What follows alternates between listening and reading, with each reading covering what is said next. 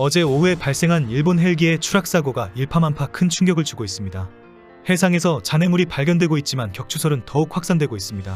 어떤 식으로라도 중국과 관련이 있다라는 정황이 계속 제기되고 있습니다.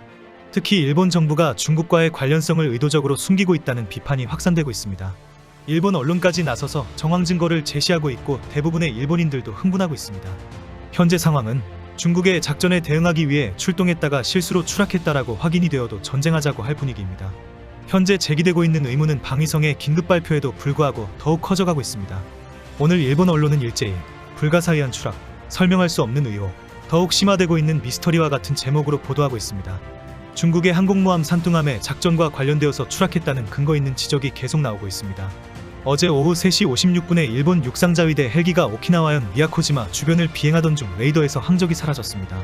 헬기 이륙 10분 만에 벌어진 일입니다. 52분에 인근 주민이 촬영한 영상에는 아주 안정적으로 해상을 날고 있는 모습이었습니다.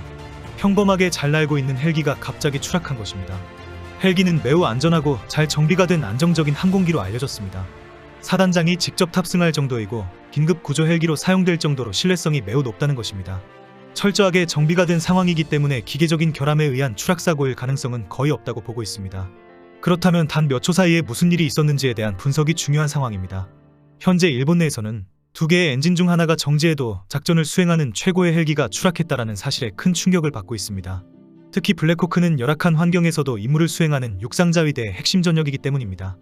헬기가 레이더에서 사라지기 2분 전에 공항 관제소와 대화가 있었던 것으로 밝혀졌습니다.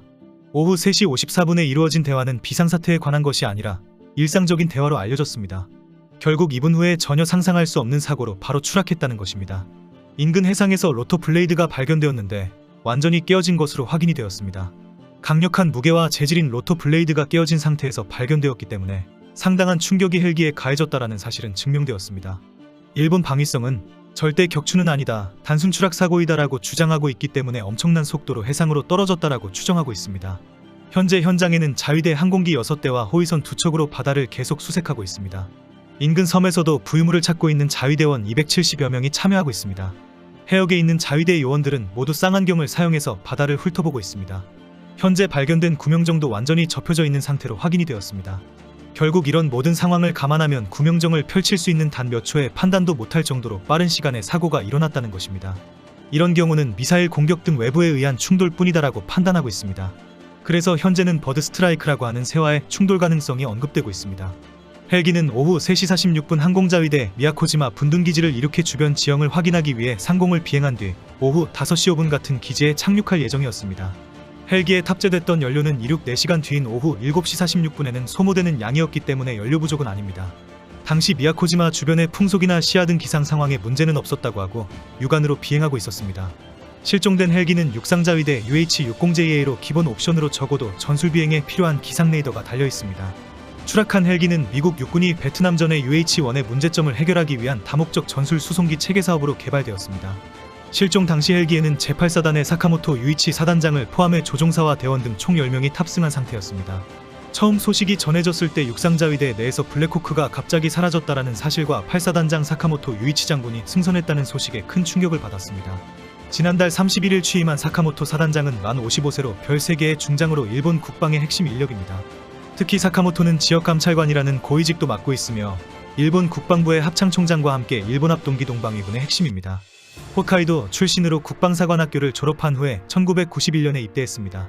취임식에서 중국의 대만 침공 가능성이 높아진다, 중국의 침공에 철저히 준비하고 맞서겠다라고 포부를 밝혔습니다.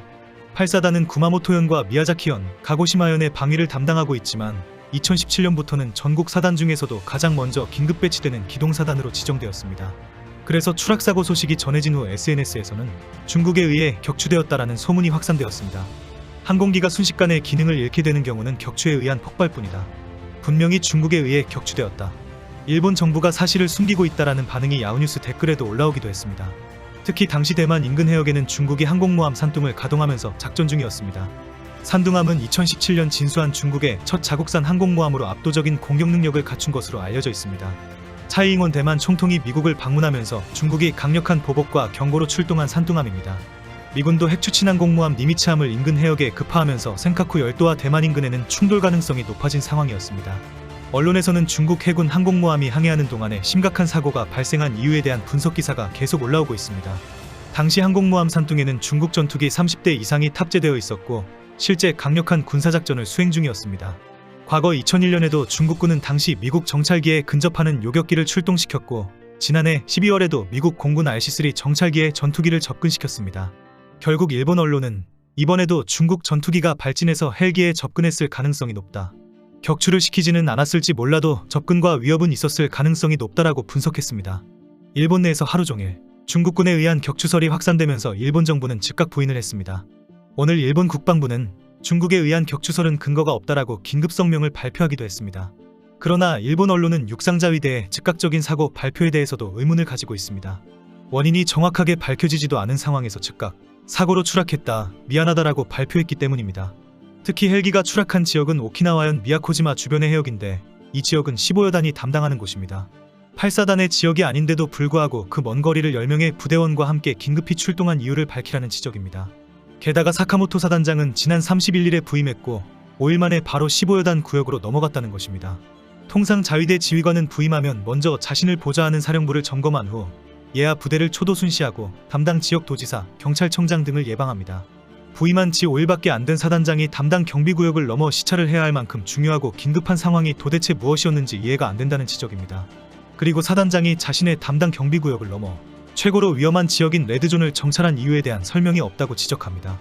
특히 이 정도의 레드존 정찰은 육군참모총장이나 국방부 장관에까지 보고가 될 정도의 정찰인데 그 보고를 철저히 숨기고 있다는 지적입니다. 이런 지적에 대해 국방부는 8사단은 15여단의 지원부대이다. 부임 이후 섬의 지형 등을 확인하는 항공정찰을 할 수 있다라고 해명을 하고 있습니다. 그리고 더 의혹을 키우고 있는 것은 일본 방위성이 너무 빨리 사고로 밝혀졌다라고 발표한 것입니다.